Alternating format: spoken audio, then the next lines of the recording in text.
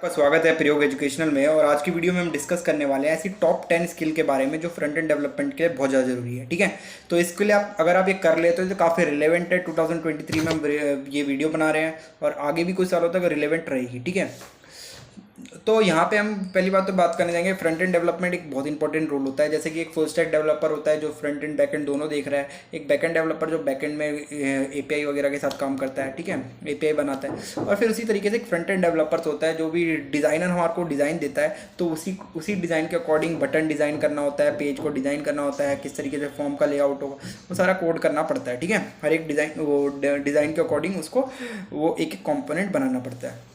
तो यहाँ पे कुछ ऐसे ऐसे स्किल्स होते हैं। तो एक चीज़ तो ये है कि फ्रंट एंड डेवलपमेंट की काफ़ी ज़्यादा डिमांड है और अभी काफ़ी सालों तक रहेगी भी। ठीक है, और एक अच्छा का पैकेज भी मिल जाता है इंडिया के अंदर आप अगर एक फ्रंट एंड डेवलपर जाते हो। तो यहाँ पे कुछ स्किल्स हैं जो आपको आने चाहिए अगर आप एक फ्रंट एंड डेवलपर रोल के लिए जा रहे हो। तो सबसे पहला एक रोल हो जाता है हमारे पास HTML और CSS। HTML और CSS सबसे ज़्यादा नॉर्मल बिल्डिंग आप कह सकते हो, बेसिक बिल्डिंग ब्लॉक है इसके। ठीक है, तो अगर आप फ्रंट एंड डेवलपर रोल पे जा रहे हो, डायरेक्टली HTML CSS के ज़्यादा इतने ज़्यादा क्वेश्चन नहीं पूछते हैं क्योंकि अब थोड़ा डिमांड हो गया है जैसे। ठीक है, तो HTML CSS आपको आना चाहिए और मतलब कि आपको बेसिकली थोड़ा बहुत CSS के आपको कुछ चीज़ें पता होनी चाहिए, किस तरीके से पोजीशनिंग काम करती है। ठीक है, तो ये सब चीज़ें, क्वेश्चन ग्रिड लेआउट कैसे काम करता है। ठीक है, तो ये सब चीज़ें आपको आनी चाहिए। आज ज़्यादातर वो रिएक्ट और जावास्क्रिप्ट पे ही रहता है, तो पर आपको इनकी नॉलेज अच्छी खासी होनी चाहिए कि किस तरीके से HTML के थ्रू पेज बनाओगे, किस तरीके से स्टाइलिंग करोगे CSS के थ्रू, तो इसकी नॉलेज आपको होनी चाहिए। ये चीज़ तो आपको मान के चलते कि डेवलपर आपको इसकी नॉलेज होगी।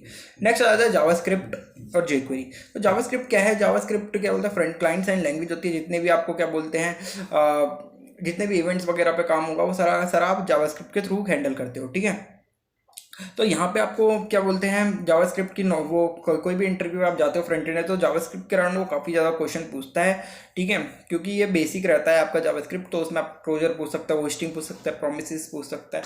तो इस तरीके के टॉपिक्स रहते हैं जो इंटरव्यू को काफ़ी ज़्यादा पसंद रहते हैं। तो अगर आप फ्रंट एंड डेवलपर में जा रहे हो तो आपको जावास्क्रिप्ट की नॉलेज तो होनी ज़रूरी है ही। ठीक है, वहीं आ जाता है jQuery, उसका फ्रेमवर्क है तो वो आप कर सकते हो, उसका आपका प्लस पॉइंट ही रहेगा। ठीक है, फिर आ जाता है नेक्स्ट जावास्क्रिप्ट फ्रेमवर्क। तो जावास्क्रिप्ट फ्रेमवर्क आपको बहुत जरूरी है, आने चाहिए, क्योंकि आप जावास्क्रिप्ट कर लेते हो, आपको पता है इंटरव्यू सबसे पहले जावास्क्रिप्ट के अराउंड क्वेश्चन पूछेगा। ठीक है, अगर आपको उसकी नॉलेज है फिर उसके बाद वो फ्रेमवर्क पे जाएगा। तो फ्रेमवर्क यहाँ पे काफ़ी सारे अभी मार्केट पे अच्छे अच्छे चल रहे हैं। Vue.js है, इसका लारावेल के साथ बहुत अच्छा कॉम्बो बनता है, लारावेल PHP पे अगर आप काम करते हो। ठीक है, फिर उसके बाद अगर आ जाता है रिएक्ट और एंगुलर की भी बहुत ज़्यादा डिमांड है। रिएक्ट पे भी बहुत अच्छी अच्छी वैकेंसी निकलती रहती है, एंगुलर पे भी सेम है। ठीक है, तो अगर आप एक फ्रेमवर्क करते हो तो आपको बहुत अच्छा प्लस पॉइंट रहेगा और आपको करना ही चाहिए बेसिकली। और अब तो और भी ज़्यादा नई नई चीज़ें आती है, रिएक्ट पे नेक्स्ट.js भी आ रहा है, तो इस तरीके से चीज़ें आती रहती हैं। पर आपको अपना जावास्क्रिप्ट करना है, फिर कोई फ्रेमवर्क पे आपको जाना है। ठीक है, नेक्स्ट चीज़ आप ये ध्यान रखना, क्योंकि इससे आपका काफ़ी ज़्यादा काम आसान रह जाता है। ठीक है, किस तरीके से वर्चुअल डॉम पे काम करते हो। ठीक है, तो ये सब चीज़ आपको सीखने को मिलती है। नेक्स्ट चीज़ आती है रिस्पॉन्सिव डिज़ाइन, जो फोर्थ पॉइंट है।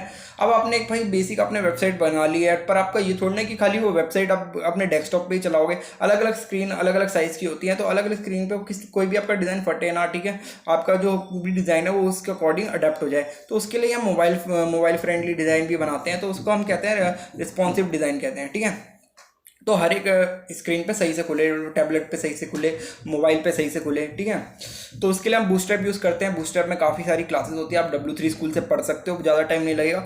ठीक है, तो आपको CSS आता है तो बूस्टरअप का ही वही फ्रेमवर्क है, उसी का फ्रेमवर्क है, उसको आप उसकी क्लासेस वगैरह पढ़ सकते हो, तो आपको काफ़ी ज़्यादा ईजी रहेगा और आप अच्छे खासे रिस्पॉन्सिव डिज़ाइन बन पाओगे और बहुत अच्छा लेआउट आ जाता है।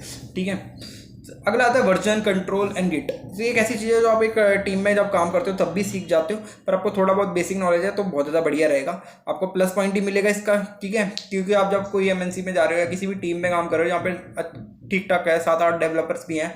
ठीक है, तो आप वहाँ से कोई कोड पुश कर रहा है, फिर आप उसका पुल लेते हो, तो इस तरीके से कोड में टीम में काम करने में इजी रहता है। तो यहाँ पे ज़्यादातर कंपनीज इसको यूज़ करती ही है और इसके लिए गिट काफ़ी बढ़िया है। SVN भी मैंने यूज़ करा है पहले किसी कंपनी में। ठीक है, तो ये आप यूज़ कर सकते हो वर्जन कंट्रोल के लिए। VS कोड एक्सटेंशंस भी आते हैं इसमें, जावा वगैरह जो भी VS कोड यूज़ करते हो तो।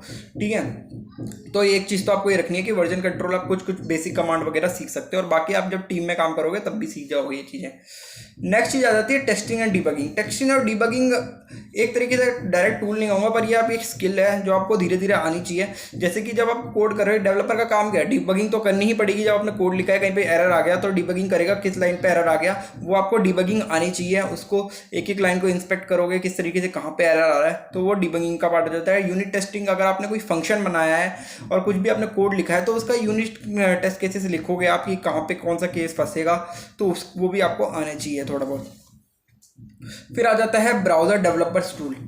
अब डेवलपर्स टूल ये हो गया जब आप इंस्पेक्ट करते हो तो उसमें आप क्या बोलते हैं, वहाँ पे जाके आप सारी CSS लिख सकते हो, HTML लिख सकते हो, तो अब वहीं पे आपको ब्राउज़र लेवल पे सारा काम करना होता है। तो ये एक बहुत इंपॉर्टेंट स्किल है, क्योंकि जब आप भाई ब्राउज़र लेवल पे काम करोगे तभी आपको समझेगा, वहीं पे आप CSS लिख रहे हो, वहीं पे HTML लिख रहे हो, वहीं पे आप चेक कर रहे हो क्या एरर आ रहा है, ठीक है। तो वो ये आपको क्या कहते हैं, ब्राउज़र डेवलपर्स टूल का यूज़ करना बहुत अच्छे से आना चाहिए, ठीक है।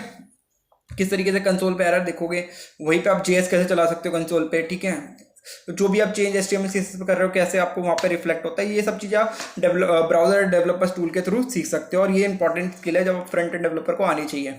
अब हर बारी तो आप VS कोड पे आगे चेंज करके फिर तो नहीं देखोगे, पहले आप वहीं पे चेंज करोगे तब चेक करोगे। तो ये क्या होता है, इंपॉर्टेंट चीज़ है जो आपको आनी चाहिए। वेब परफॉर्मेंस एक इंपॉर्टेंट टॉपिक है और एक बहुत वास्ट टॉपिक भी है, एक अलग से इसकी वीडियो बनाई जा सकती है। पर वेब परफॉर्मेंस ये है कि अगर भाई आपने वेबसाइट बना लिया, आप एक अच्छे डेवलपर भी हो, ठीक है, आप एक वेबसाइट बना लेते हो और क्या बोलते हैं, आपको रिस्पॉन्सिव डिज़ाइन भी बनाना आता है, पर अगर आपकी वेबसाइट का लोड टाइम ही बहुत ज़्यादा है, आपके विजिटर उस पर रुकेंगे ही नहीं और कंपनी को उससे कोई फ़ायदा ही नहीं लगेगा, तो फिर बहुत ज़्यादा दिक्कतें आ जाती है। यहाँ पे कुछ चीज़ें होती है जिसकी वजह से स्पीड टाइम बहुत ज़्यादा बढ़ जाता है, क्रैश भी हो जाती है कई वेरी वेबसाइट। तो इसके लिए इमेज ऑप्टिमाइज नहीं हो पाती है आपकी, अभी क्या क्या बोलते हैं, आपको CSS मिनीफाई करनी पड़ती है, जावास्क्रिप्ट मिनीफाई करनी पड़ती है, कहीं आप CDN ऐसे यूज़ कर रहे हो इरेलेवेंट, तो जिसकी वजह से इतना ज़्यादा लोड टाइम बढ़ जाता है वेबसाइट का, तो उसको भी कम करना आपको आना चाहिए। और कुछ ये चीज़ें हैं जो आपको थोड़ा एक्सपीरियंस के बाद भी आपको आती हैं, और कुछ चीज़ें आप स्टार्टिंग से ही सीख सकते हो। जब आप जो भी कोड लिख रहे हो उस पर आप स्टार्ट कर सकते हो धीरे धीरे, देखना कि क्या आप गलती कर रहे हो, ठीक है। उसके बाद है CSS प्री प्रोसेसिंग। तो CSS के कुछ ऐसे हैं, जैसे कि आप भाई अब CSS के भी अपडेट वर्जन आते जा रहे हैं, तो जैसे कि अब ये है कि SAS है, LAS है, ठीक है, इसका भी आप यूज़ कर सकते हो। इसकी मैंने एक सेपरेट वीडियो बना रखी है, CSS क्या डिफरेंस होता है इनमें, किस तरीके से आप वेरिएबल बना के CSS लिख सकते हो, तो उसको यूज़ कर सकते हो। एक इम्प्रूव वर्जन आप कह सकते हो CSS का है, तो ये एक मेजर पॉइंट है। इसके अलावा आपको हाँ GUI पे काम करना आना चाहिए, कमांड लाइन पे किस तरीके से काम करते हैं, पर ये एक थ्रू आउट द जर्नी, आप थोड़े टाइम बाद भी सीखो तो चल जाएगा। पहले आप एक अच्छी जॉब ले लो, फिर धीरे धीरे आप अपने आप को क्या बोलते हैं इस पर अडेप्ट कर लो, तो आप तो भी आपके लिए बढ़िया है, ऐसे कोई दिक्कत नहीं है। तो होपफुली आपको पॉइंट समझ आए होंगे। एक फ्रंट एंड एक बहुत अच्छी स्किल, फ्रंट एंड डेवलपमेंट एक बहुत अच्छी क्या बोलते हैं प्रोफाइल कह सकते हो आप, MNC में इस समय चल रही है, ठीक है, आगे भी रहने वाली है, काफ़ी टाइम तक रहने वाली है कि कोई भी आप, क्योंकि काफ़ी सालों में लोगों ने बैकएंड पे बहुत काम कर लिया है, बहुत API बना लिया है, पर अब जो भी यूज़र आ रहा है उसका किस तरीके से एक्सपीरियंस बनता जा रहा है वेबसाइट पर, वो उस पर ज़्यादा अब कंपनीज काम करने की कोशिश कर रही है। तो यही है, इसमें आगे भी बहुत वैकेंसी आने वाली है। तो होपफुली आपको वीडियो पसंद आई होगी। अगर ये वीडियो पसंद आई तो इसको लाइक शेयर सब्सक्राइब करना ना भूले। Thank you very much for watching.